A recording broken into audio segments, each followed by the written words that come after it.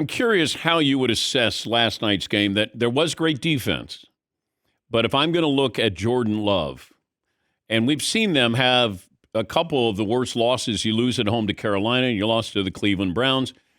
And I don't know if we keep thinking, okay, he's the next, following line with Aaron and Brett Favre, where he might not be a great quarterback. He might be a good quarterback and potentially a very good quarterback.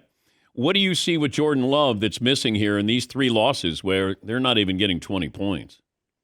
Yeah, it's brutal. And that's the thing, right? It's the losses and how they lose because you score two touchdowns in their losses and they're winning these games. And I think that's sort of been the issue was Jordan Love, I think, is a really good quarterback. Do I think he has the ability to be a great quarterback someday? Absolutely. Everyone thinks that because we've seen short spurts of consistent play.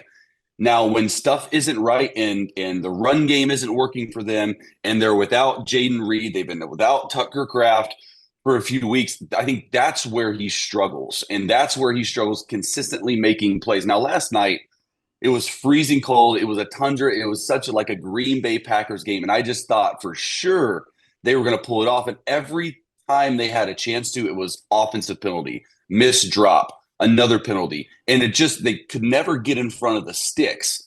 And I think that's sort of the issue that maybe some Green Bay Packers fans are wondering, and some other fans is like, when is he going to take that next step? Because a couple of years ago, before he was hurt, last year, he was hurt. Like most of the year was hurt.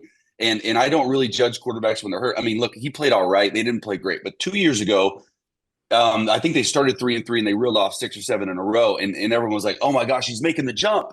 Like he's making the jump. And then it's just the inconsistent level of play because, I don't know if he's a guy, Dan, that can elevate your team without 10 other guys around him playing well. Like I do think 10 other guys around him have to play well. And then in cases that they do, it's elevated. The play calling is weird with Matt LaFleur. It's like when I'm watching the game, I'm like, can you take a shot down the field? Can you throw the ball more than 5 yards? And so they want to play this ball control offense. They only had 10 possessions last night, only scored 7 points. It's brutal.